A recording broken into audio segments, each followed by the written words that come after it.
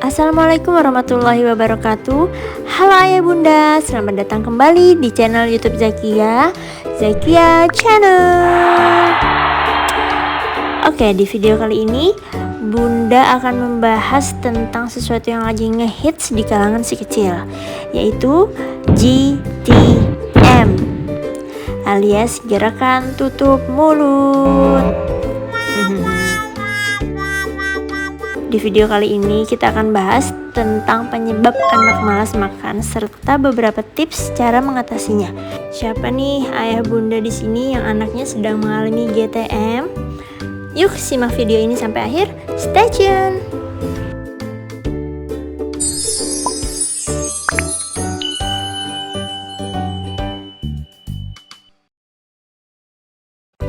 Setiap anak pasti pernah mengalami yang namanya GTM, paling tidak sekali selama hidup mereka. Kalau anak mengalami GTM, pasti ayah bundanya yang paling stres. Disuapin nangis, disuapin ngamuk, disuapin malah tutup mulut rapat-rapat. Biasanya anak mengalami GTM ini bisa sampai berhari-hari, bahkan berbulan-bulan loh bun. Akibatnya bebek si kecil stuck di situ-situ aja, atau bahkan malah turun. Kebayangkan gimana stresnya ayah dan bundanya? Sebelum kita pusing-pusing mencari cara mengatasinya, sebaiknya kita cari tahu dulu apa sih penyebabnya anak susah makan atau GTM ini. Yang pertama, jam makan yang tidak teratur. Nah, jam makan yang tidak teratur sangat mempengaruhi waktu lapar dan kenyangnya si kecil. Kenapa? Karena kalau ayah bunda memberikan makan di waktu yang berbeda-beda setiap harinya, mereka akan tidak terbiasa merasakan kapan lapar yang mengharuskan makan berat, kapan lapar yang mengharuskan atau hanya perlu makan cemilan. Misalnya, saat si kecil merasakan lapar yang seharusnya makan berat, ayah bunda malah memberikan cemilan. Sehingga saat si kecil diberikan makanan berat, dia sudah tidak mau lagi atau dia akan menolaknya karena perutnya sudah terisi oleh cemilan tadi. Yang kedua, merasa tertekan. Si kecil itu mudah sekali merasa tertekan ayah bunda. Beberapa hal yang membuat mereka merasa tertekan itu adalah seperti ayah bunda terlalu fokus seberapa banyaknya makanan yang dikasih ke dia. Kemudian mengawasi gerak-geriknya, mereka akan merasa risih jika diawasi. Kemudian terus menyodor-nyodorkan piring atau menyuap ke arah dia, selalu mengarahkan tangannya untuk menyendok, padahal ia sedang berusaha menyendok sendiri. Dan ayah bunda biasanya juga terlalu banyak bicara, seperti seolah sedang memaksa mereka untuk makan. Contohnya gini, ayo nak makan, buka mulutnya. Nanti kalau ada yang mau makan, mama belikan Pajero deh.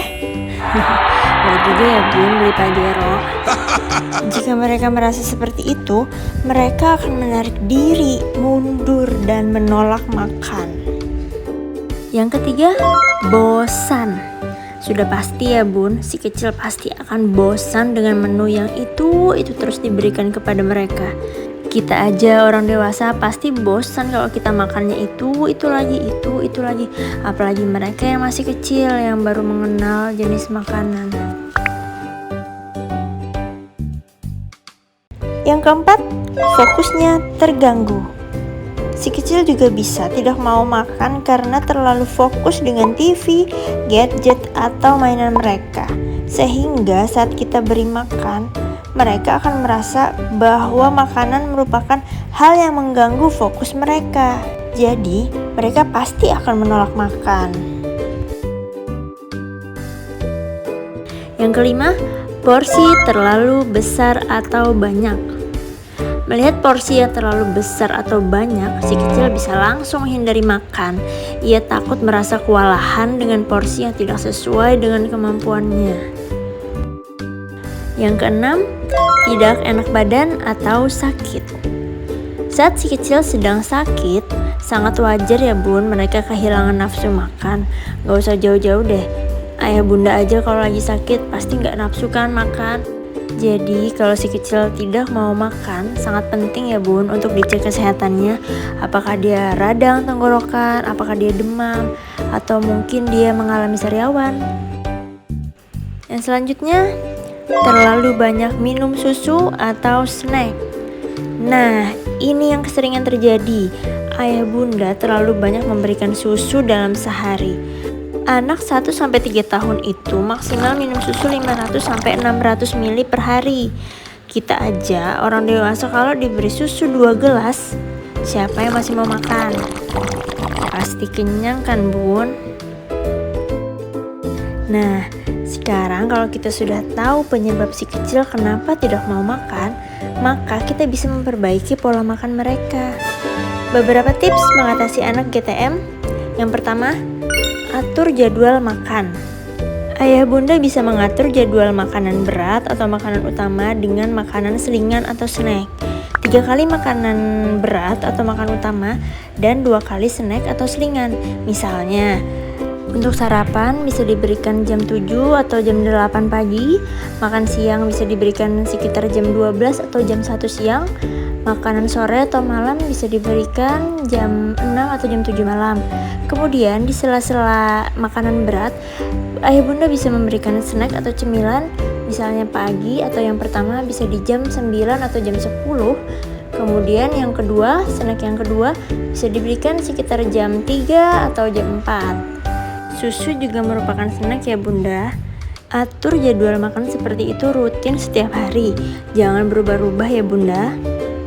Kalau anak makannya sedikit atau malah tidak mau makan, jangan diberikan cemilan atau susu untuk mengganti porsi makanan beratnya tadi. Siapa nih ayah bunda yang seperti itu? Kadang kita gitu ya bun, ngelihat anak nggak mau makan, nggak ada yang masuk ke mulutnya, ya udahlah kita beri susu, ya udahlah kasih cemilan apa yang dia mau. Ternyata itu adalah cara yang salah. Biarkan mereka merasa lapar sehingga nanti saat jam makan mereka lebih menghargai makanan mereka. Kemudian yang selanjutnya, batasi waktu makan maksimal 30 menit. Habis atau tidak makanan, akhiri jika sudah 30 menit. Jadi itu akan melatih kedisiplinan jam makan si kecil.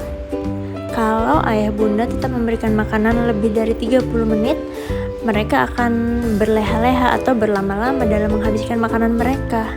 Dan itu adalah cara yang salah untuk anak yang sedang mengalami GTM. Yang selanjutnya, buat lingkungan yang menyenangkan. Misalnya, makan bersama keluarga di meja makan. Dengan begitu, si kecil akan melihat para keluarga makan dengan nyaman dan benar. Selanjutnya, dorong anak untuk makan sendiri. Bila anak menunjukkan tanda GTM seperti menutup mulut, memalingkan kepala atau menangis, tawarkan kembali makan tanpa memaksa 10-15 menit setelahnya. Kemudian, ada beberapa hal yang tidak boleh ayah bunda lakukan saat si kecil mengalami GTM. Yang pertama, jangan pernah memaksa mereka makan, apalagi dengan memarahinya. Karena mereka akan trauma dan semakin menghindari makan ketika ayah bunda memaksa dengan memarahinya. Yang kedua, jangan biasakan anak makan sambil melakukan aktivitas seperti menonton, jalan-jalan, atau naik sepeda. Yang ketiga, jangan berikan mereka minuman lain selain air putih di sela waktu makan. Yang keempat, jangan jadikan makan sebagai hadiah. Karena dengan begitu, mereka tidak akan menjadikan makan sebagai sebuah rutinitas keseharian yang wajib mereka lakukan, tapi mereka akan menjadikan makan adalah sesuatu yang hanya didapatkan ketika mereka berhasil melakukan sesuatu, dan itu sangat tidak boleh dilakukan. Itulah tadi penyebab anak susah makan atau GTM dan beberapa tipsnya. Silahkan ayah bunda coba di rumah, tetap semangat, dan satu kuncinya, sabar. Karena hikmah dari anak GTM ini adalah menjadikan kita orang tua yang lebih sabar lagi. Nah, jika semua tips tadi sudah dilakukan, tapi si kecil tetap mengalami GTM selama 1 bulan lebih, atau bahkan berat badannya malah turun drastis melewati standar kenaikan berat badan minimal, silahkan ayah bunda segera konsultasikan ke dokter spesialis ya. Bagi ayah bunda yang punya masukan tentang tips cara menangani anak GTM, silahkan share di kolom komentar ya, biar jadi masukan buat ayah dan bunda yang lainnya. Oke, terima kasih sudah menonton video ini sampai akhir. Jika kalian rasa video ini bermanfaat, silahkan di-share. Sampai ketemu di video selanjutnya. Assalamualaikum warahmatullahi wabarakatuh.